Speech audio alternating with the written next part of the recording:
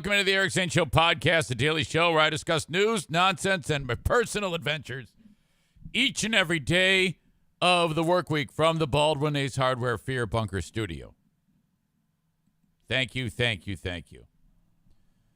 Okay, so let me get right into it in what turned out to be a horribly, well, it started out great, but it turned out to be a horribly awkward moment for your old pal Eric Zane. And I'll get to that in a second. Let me just say, though, that I was fortunate on Friday to be invited to be part of a awesomely successful and fun event in Detroit. Some of you may have actually seen it. That is Who Are These Podcasts Live in Detroit. A little bit of background. Try not to bore you with the background. Sometimes I go too deep on the background. And then it's like, okay, shut up, asshole. But so here they are. Who Are These Podcasts? A show that I've talked about for quite some time. And the reason why they're in Detroit is because Drew from the Drew and Mike Show, he started to listen to that show some time ago, and similar to what I did, but before I did, and then made friends with Carl from the show. And Carl has built this show from the ground up. And that is, that's a little different than what someone who is, of course, in radio and then says, hey, I'm doing a podcast now, and you send all your audience over to a podcast, or as much as your audience as possible, off to the podcast platform. Carl just one day started to do a podcast. And then by word of mouth and whatever the fuck, it caught on. So that's awesome. Now, when it comes to the radio show, the Drew and Mike Show, you have to understand this. And I've gone down this road before with you. For those of you who aren't aware or did not grow up in Detroit or listen to Detroit radio, which I did, you have the Drew and Mike Show, the most successful morning radio show in the history of radio in Detroit. And I'm not even shitting you. Of all the morning shows that have come and gone, none have had as much audience or success as this show. As time would pass, because radio's kind of nutty, they found themselves on the outside looking in like a decade ago, and that's it. No more on the radio. Drew ends up hanging on another radio station with his sidekick Mark, co-host Mark, on another radio station. Did not work out, so then they're left holding the bag. Whatever happened to Mike? Mike passed away, tragically. Almost 4 years to the day. It was October 16, 2022. I know that because it is the exact same date that my mother died. She died on October 16th, 2020.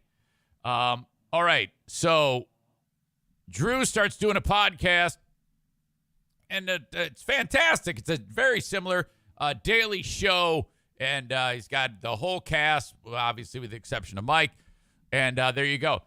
A little bit more history. Reader's Digest version. In 1998, through some weird circumstance, I've covered this before, I find myself on that show for a short period of time because Drew had to get back surgery. And for some reason, they thought it would be a good idea to put another person in there. I don't know these people, but they say, hey, you can have that job. All right, I'll take it. I'm 27 years old. Okay, great. And I sit down with the show, and it was a complete disaster. But whatever. No big deal. Okay, now, by the way, I ended up having a couple of great conversations with Drew. It was absolutely fantastic. Just awesome to be in the same room with a show that has unbelievable history in radio in Detroit, and there was like 350 people there that are just cheering him, and the guy hadn't been seen in public in years, doing a live show like this. So that was awesome to see everybody. Well, now there's a lady that does the news on that show. Well, I take it back. She did the news. Now she's one of the co-hosts with Drew. Her name is Trudy. Now, Trudy has been around forever, too. It's awesome. And, back in 1998, she was part of this whole thing. And so I have an now I see Drew. Hey, Eric, how are you? Good to see you. All right. Hey, buddy. because we have communicated here and there over the years. He was on WATP at about the same time that I was on a few months ago or whatever it was. And maybe, that was probably a year ago. But anyway, and then I see Mark. I talk to Mark. Hey, Eric, how are you? Okay, great. Awesome. I see Trudy. I go, I'm going to go up and say hi to Trudy.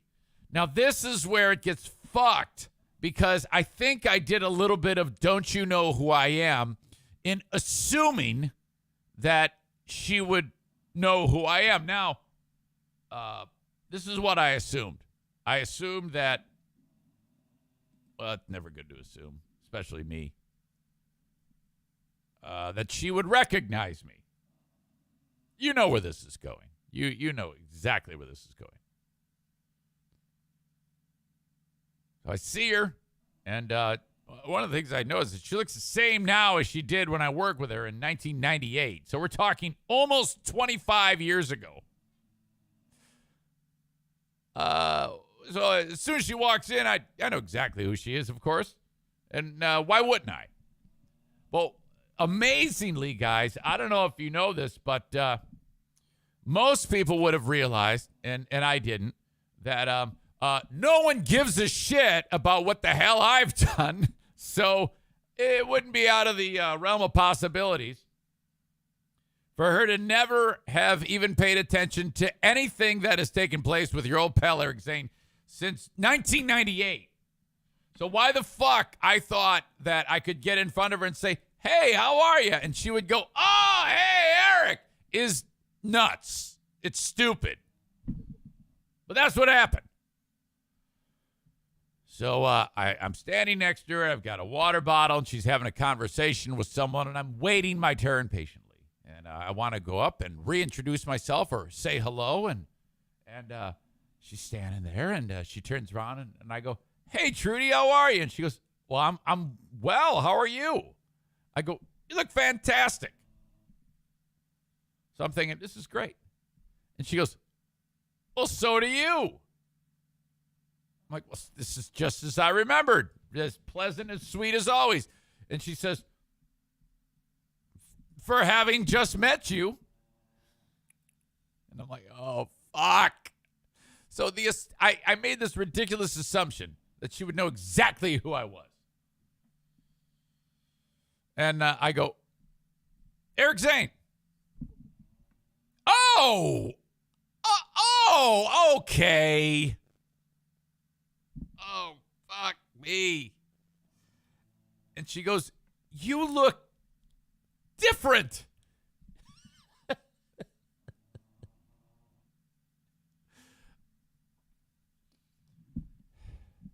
I don't even now, 1% of me is like, well, maybe I look 1,000,000 times better now. And I don't know. Do I look that different? Well, I mean, my hair is white now. It was brown then, dark brown.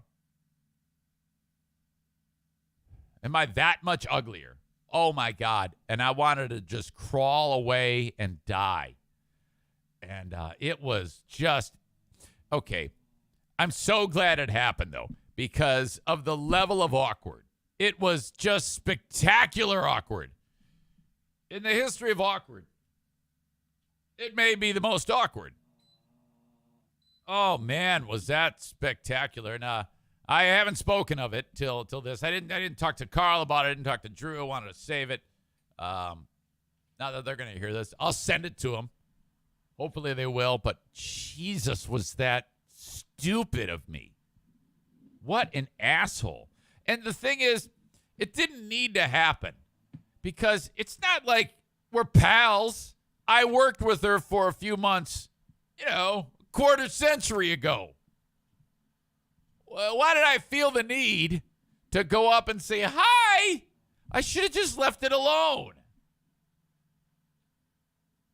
If there was any desire for her to say hello, she would have seen me doing the show and hey, oh my God, it's good to see you again. Perhaps that would have been okay.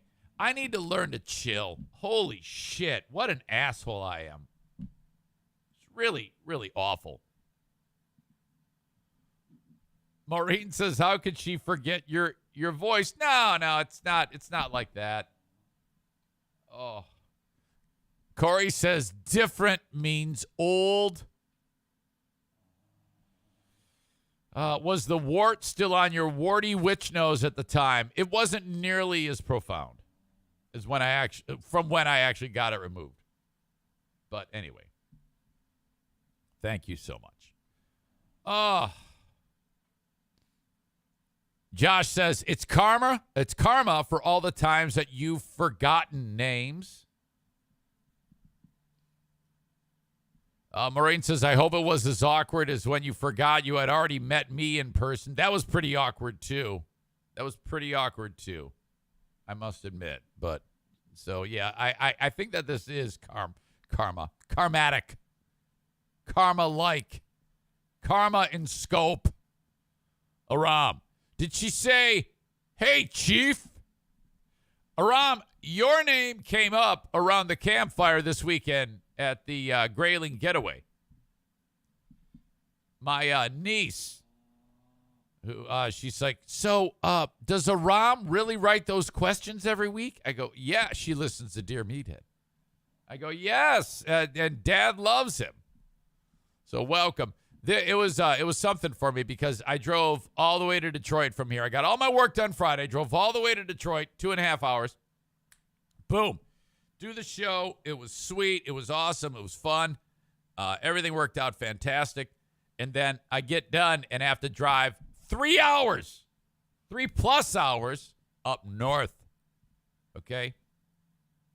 I get up there 1:30 in the morning, Fear Bunker North. It's absolutely pitch black.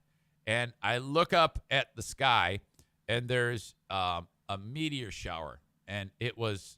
I've never seen such frequency of meteors. Just everybody's asleep. I've got some guests that are up there. My stepsister and her family are all up there. And so I get up there and I was like, I'm actually taking a pee with my head looking straight up. And incredible. It's like fantastic. The stars are so bright when you're in a dark park setting, which is there's absolutely no light whatsoever. And that they actually appear to cast a shadow, almost like a backdrop of stars behind the tree. Ram says you should take the telescope up there. I did, but I'm struggling with that thing. I've always struggled with that. I think it's just a little too shitty for me to figure out.